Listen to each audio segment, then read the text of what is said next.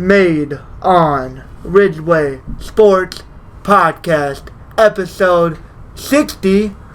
What a time to be alive. Another week in sports as it's playoff time. Playoff NFL football wildcard weekend is upon us as we have a couple different things we want to talk about. As Michigan versus Ohio State, it's going on in hockey right now. Ohio State took an early 1-0 lead 30 seconds into the game in Ann Arbor. They won last night 7-2, so Michigan looks to even the series, and they just had a great chance at a breakaway and saved by the goalie. So we'll keep you posted on that game, but Michigan is down early. So we want to talk about that, but we're going to start with college basketball. And normally I would try to make it like a Big Ten thing, but at this point, we got to just talk about Juwan Howard in Michigan. And the fact that I, quite frankly, think his seat is getting hot. I think his seat's getting hot. Some people are right in what they're saying. In Howard, every year that Beeline's players have gone out since he's left, those teams and Howard's teams have gotten worse. And, I know you're really in an unfortunate situation with you have a starting guard in Frankie Collins who you scare off with a transfer who then gets injured, and then your starting point guard's a freshman. So, I'm not the angriest, but come on. We're Michigan here, you know what I mean? We need better depth, right? We need somebody that can handle the ball, somebody that can score, and Michigan just doesn't have it right now. Jet Howard played his best game of his life. He finished 12-22, but he had a really, really good first half. He kind of trailed off in the second, I'll be honest, but he puts in 34 points, 12-22 shooting, 7 for 13 from 3, 1 steal, 1 rebound, 2 turnovers, 2 fouls, not bad. But the guard play, 12 points on 5 of 15 shooting out of Doug McDaniel, and 9 points, 4 of 11 from Kobe Buffkin. You gotta play better than that, man. 7 assists for them both wasn't bad. Doug McDaniel did end up with 6 rebounds. Dickinson only puts in 12 points. The matchup wasn't favorable for him, but to still only put up 12 is still not the best for him. 5 of 6 though, so he made do with the shots that he had, I guess, right? But yeah. Nonetheless, what a choke job. Kurt, what can you say to the choke job that happened? I know you kind of watched it sparingly. I watched it. I watched all of it, but a 9-point lead. Yeah. Vanished in a matter of minutes by one player, and the same exact play type and play result with 3 pointers. How do you not adjust to that? Right, exactly. It's just little things like that is really why I believe Juwan Howard's seat may be starting to get hot, because I think you can easily say this is an overreaction out of the Michigan fan base, but from what this Michigan basketball team has been, the culture and the thought around this program right now is not good, and I don't think this Iowa loss did anything but make it a whole lot worse. So I really don't know. I think you got to be more. You have to be better. You shouldn't be so reliant on one guy that if a point guard goes down, your team is just terrible. And that's just what it's been for Michigan. I feel like we haven't had a true point guard in a while. That too. Just a true guy that can score and when we need him to. And yeah, definitely haven't had that. Keep the offense in flow, make the right passes, no turnovers. Right. Just feel like we haven't had a true point guard in Xavier Simpson? He the last one? He really might have been the last one. That's great. Shot. Yeah. So, the starters all played terrible. Terrence Williams, 5 points. Tess Kidder puts in 7 points. 3 of 3 from the field. Baker only takes 2 shots in the game. I would like to see him get a little more minutes than 13, but let's look at Iowa. Murray, going to be a first-round draft choice. He puts in 27 points, 45 minutes played, 10 of 22. So we defended him pretty well. 10 of 22, I'll give him that. 4 of 13 from 3 was really well defended as well. So I felt like the Michigan defense played pretty well this game, but when it mattered, when it really, really mattered, they went small once again. And that's got to be, on some standards, got to be held on the coaching. You know what I mean? Because when it matters most and the going gets tough with 2 minutes left and you got to lead, you got to be able to finish those type of games if you want to win big in college sports. And Michigan just hasn't been able to do it all season. And yeah, sitting at 9-7, a lot of questions to be answered. Right, but this team wouldn't make the NIT at this point. God forbid the NCAA tournament. So this team's got to get it together and fast. I mean, nobody even really. I mean, Sanford, he's the one that made the threes off the bench. He ends up with 26 points. He shoots 4 of 9 off the bench, 4 of 9 from 3, 9 of 17 from the field for 26 points. And those guys basically kill us by themselves. Unbelievable, man. Sad. 9-7, 3-2 in conference play. Michigan has to rebound. They play, I believe, Northwestern on, what is that, Sunday? I do believe they play Northwestern. Yeah, they play Northwestern at home on Sunday, 12 o'clock tip-off. So let's see if they can rebound. But I won't bash them, but I will leave you, Michigan fans, non-Michigan fans, it really doesn't matter. Where do you think Juwan Howard sits with, or how do you think his standing is with Michigan? Do you think his seat should be high, underperforming? What is it? Sound off. Let us know your thoughts. For me, like I said, I think it's definitely creeping up to the hot zone for sure with results like this and not being able to finish. Just a really bad showing. We'll move on, though. Let's talk about some NCAA hockey.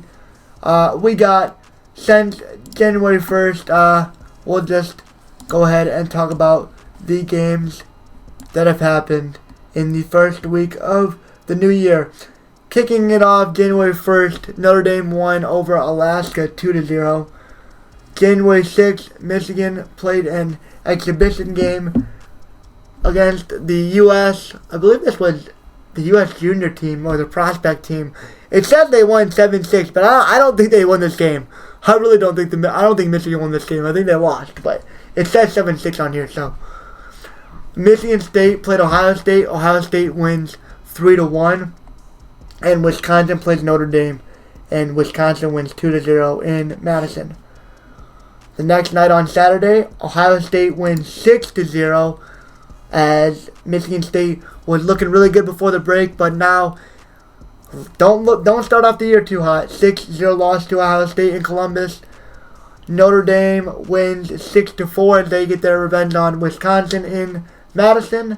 And St. Cloud beats Minnesota 3-0 in St. Cloud. Oh, it's St. Cloud State is in Minnesota. There's so many hockey teams in Minnesota. It's like the hockey capital of the world, I swear. There's like 4 or 5. Oh, let's go! What a shot. Well, Michigan just scored. You might get that a lot. Michigan has tied the game up midway through the first. How did he get that through? What a shot. Yes. Let's go. Moving on. Sunday, January 8th, 2-1. Minnesota gets their revenge in overtime.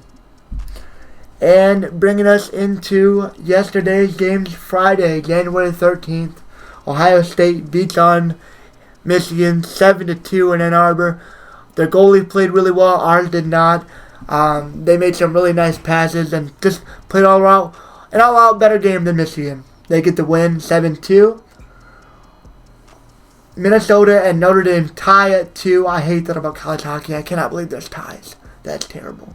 They tie at 2. They need to get rid of ties. Yeah, ties in sports need to be gone in general. There needs to be a winner every time. Every time. 100%. There has to be a winner.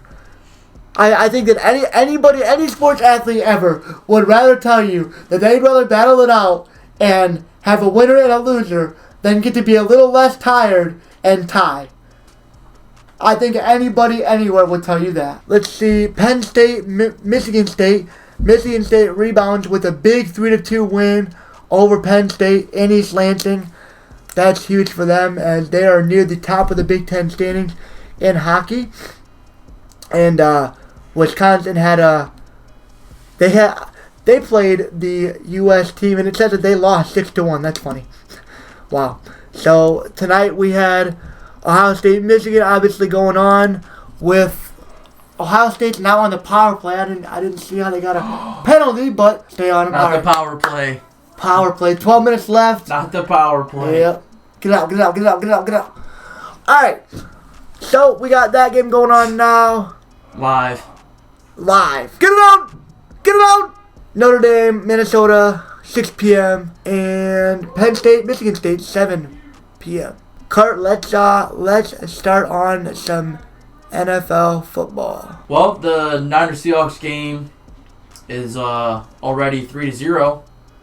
Okay. Niners are winning. So San Fran is favored by 9.5. These two teams already played. Seattle got swept. Since we're adding the spreads in, now that it's finally legal here. If I'm a betting man, I'm gonna pick San Fran to cover that spread, and I like San Francisco to win against Seattle at home and move on to the divisional round. So that's the first game. Yeah, looking at this game, it's 3-0. Looks like, did Seattle punt again, or is that Seattle getting the ball? Yeah, they punted, and McCaffrey for 68 yards. Down to Seattle 17. There we go. So that's a big carry. Christian McCaffrey, 70 yards. The Niners start off good. I picked San Fran because I like their team more. Seattle got in 9-8 with Green Bay losing last week. Barely. Them beating the Rams in overtime. So, Geno's first playoff game, Purdy's first playoff game, but I just like the Niners as a team overall more than Seattle. Absolutely, and it's already looking like San Fran is starting off the right way in the red zone, up 3-0 already. Let's see what they can do. I like the Niners as well. Cover the spread. I think that the Niners have just a little too much firepower for Seattle. They just barely squeaked in there. I think Geno can make this a game. I hope he at least makes it competitive, and we'll see what happens. But for now, I'll go with San Fran, and they lead 3-0 midway through the first quarter of that game.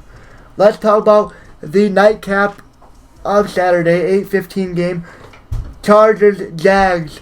This is a great matchup. So these two teams already played this year, way back in Week 3, and the Jags spanked the Chargers 38-10. Yeah, well, I forgot about that game completely. When I first looked these up a couple days ago, the Chargers were favored by like 2.5, but I'm not sure what PK means in parentheses, but that's what it shows on ESPN's website. So I'm not sure what the spread is now. Might be just a pick 'em, I don't know. But to me, this is, I think, going to be a higher scoring game. I think with Herbert's first playoff game and Lawrence's first playoff game, I think this could be potentially the best game of the weekend, to be honest with you. The spread, Chargers 1.5. Wow, so it's almost like a pick 'em. And usually, the home team usually gets like a couple points every time. So they really... Wow, okay. So, Mike Williams got ruled out. Yeah, that's huge. That's a big loss. The Chargers messed around with their starters when they shouldn't have and played them when they really didn't need to, and they paid the price for it with one of their big-time receivers going out right before the playoffs. Just crazy mismanagement when you really didn't need to, make anything happen in that game, and you see one of your best players go out and right they lost before. Anyways. Yeah, they ended up lost losing. to Denver. They ended up losing. They said Mike Williams wouldn't be back until the Super Bowl if the Chargers even make it. So huge. Unfortunate loss. Chargers have really been healthy a whole lot this whole season. Christian McCaffrey, touchdown, passing. He threw a touchdown? No. Called okay. A touchdown pass. So I think this is a real close game. A lot of people are going with the Jags. I'm going to lean towards the Chargers for this game. And I think Herbert gets his first playoff win.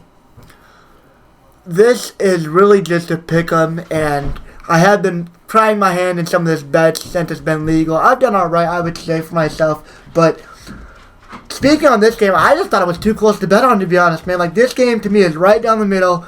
I think that the Chargers having injuries really opens the door for the Jaguars and Trevor Lawrence to come in and win this game. I still really like Austin Eckler, but I think Trevor Lawrence is probably outplaying Herbert right now.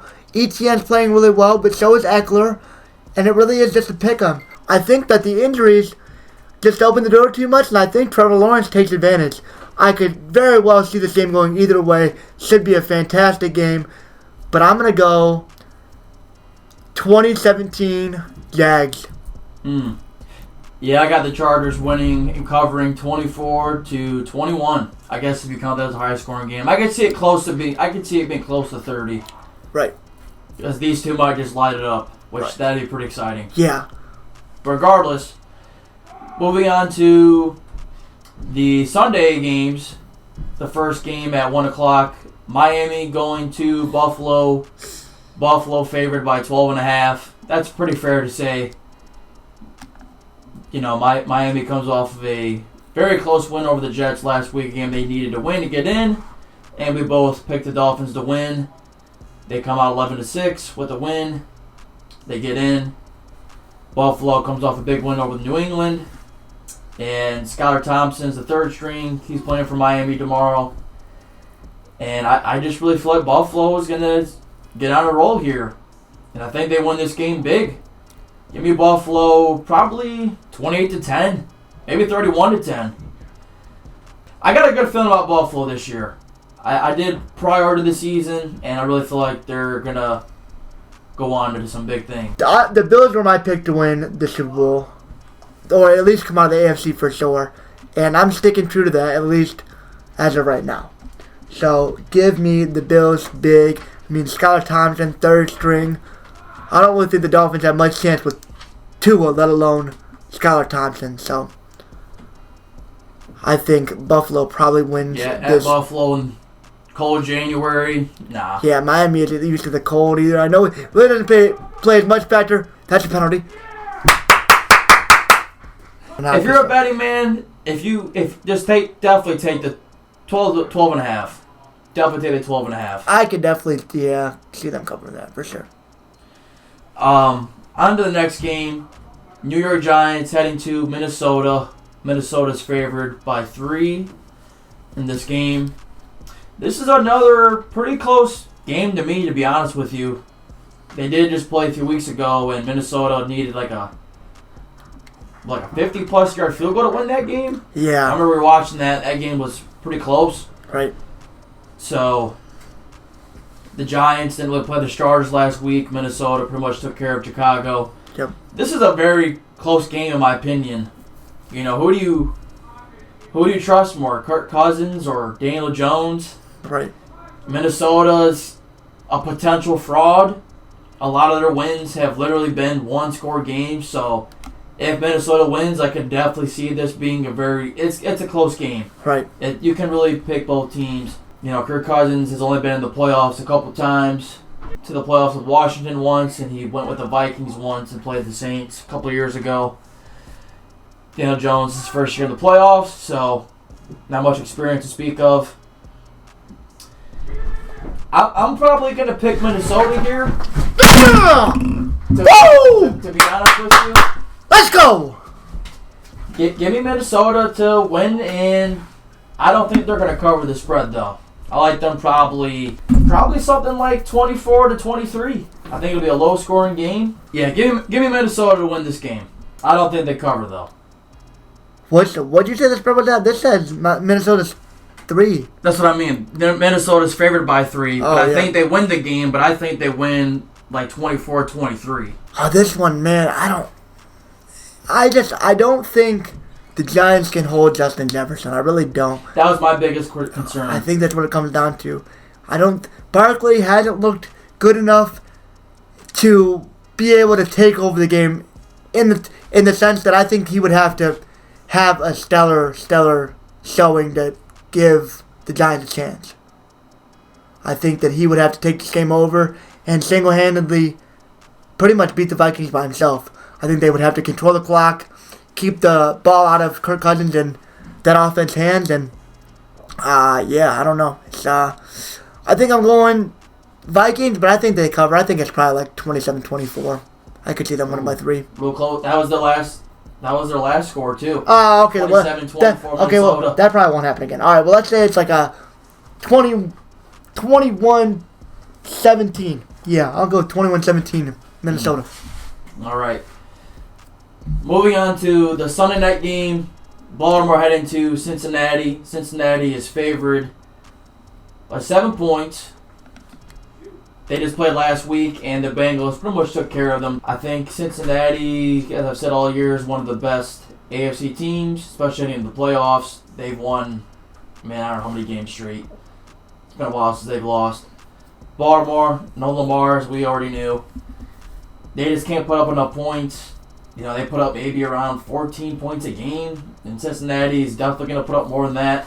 I think Cincinnati wins this game, probably 27-24 to like 10 or 13, and they will cover that spread for sure. I don't doubt that. So I think Cincinnati gets it done, and Joe Burrow keeps rolling. Yeah, I just no Lamar, no Baltimore for me, especially against Cincinnati. I think that the Jamar Chase and Joe Mixon and Joe Burrow is just too much. Baltimore's defense has played well, and I think they can kind of make this closer than a lot of people will think. 8.5 points is what ESPN says. Oh, okay. I don't know if the Bengals cover 8.5. That's tough to cover. A 9-point. The ESPN page I'm on was a couple of days ago. Yeah. So maybe it's been changed. Right. But yeah, I'm definitely picking the Bengals. I'd probably take them with the spread too. I just don't think Huntley and that offense can really put up any points at all. So I'm way more confident in Burrow and that Bengals offense to keep on moving on. For sure. Moving on to the last game of Wildcard Weekend, Monday Night Football, Dallas. Cowboys heading to Tampa Bay. Looks like Dallas is favored by 3. And, I'm going to pick the opposite way. Dallas comes off of a pretty bad loss to Washington last week. Yeah, they looked... That was... For them playing everybody as long as they did, they looked terrible. Yeah, I think Dak threw maybe a little bit over 100 yards. Yeah, that was maybe awful. But, heading into the playoffs, you want to look better than that. Yeah. So you're on the road at Tampa. You've already played once this year. Way back in week 1, of course. Tampa won that game. Tom Brady 7-0 against Dallas. Dallas hasn't won a road playoff game since 1992. I'm taking Tampa to win this game. I think I'm taking Brady to beat Dallas, and I think Dallas is one and done. And Tampa Bay will move on. Yeah. Give me Tampa. This will be a close game, though, but I like Tampa probably 23 to 20. Dak's thrown like an interception in like 7 games straight. Brady won't turn the ball over, and he'll turn Dak's turnovers into points. So I like Tampa to win it. Yeah, I like Dallas' offense better, but it's so hard to bet against Brady at this point, man. He's just been there so many times. He's gonna have the Bucs ready. They're at home. Dak has 1 playoff win. Brady has over 30. Right. That's insane. The teams don't stack up, but I think that Brady means that much. You don't bet against him in the playoffs. I think don't bet against him. He matters that much, and I think Kurt's exactly right. I don't bet against him in the playoffs. He is the greatest of all time for a reason, and I think he shows why. And beats a Dallas team that he probably shouldn't have no business beating with the team that he has. It's not bad, but it's definitely... Yeah, it's 8-9, and it's definitely Dallas not... is 12-5. Yep. I'll take the Bucs too. It wouldn't surprise me if Dallas was able to pull this off. If Brady finally showed his age. On paper, Dallas, I think, is better. Yeah. But that's just, when it comes to playoffs, as we've seen, that's not always how it happens. Yep. So that's about all the playoff games this weekend, and hopefully the games are good. I want to see good games again. looks like all these games should be alright. Seattle is driving end of the first quarter, and they are looking to score. So, big game there and big weekend of football, plus a Monday night game. Going to be a good wildcard weekend. Hope you guys enjoy it. And I don't really think there's anything else we really needed to add. I don't think so. Yeah, I mean, nothing really happened as far as news. And so I think we will see you guys next week with some updates of some college football. We'll update the playoffs. We will update college hockey and basketball. Yep. And keep it going. So, oh, what a save. Michigan, as we end off the podcast, is up 2-1. 1 minute left in the first period. And they've had some really good chances. 15-12 is the shots in this game as it looks to go to intermission. 3-on-1. What a save. Portillo with a huge save. I think that'll about do it. And I think that'll about do it. Good way to close it out. I hope you guys enjoy. And Episode 60. Episode 60. Peace. We out.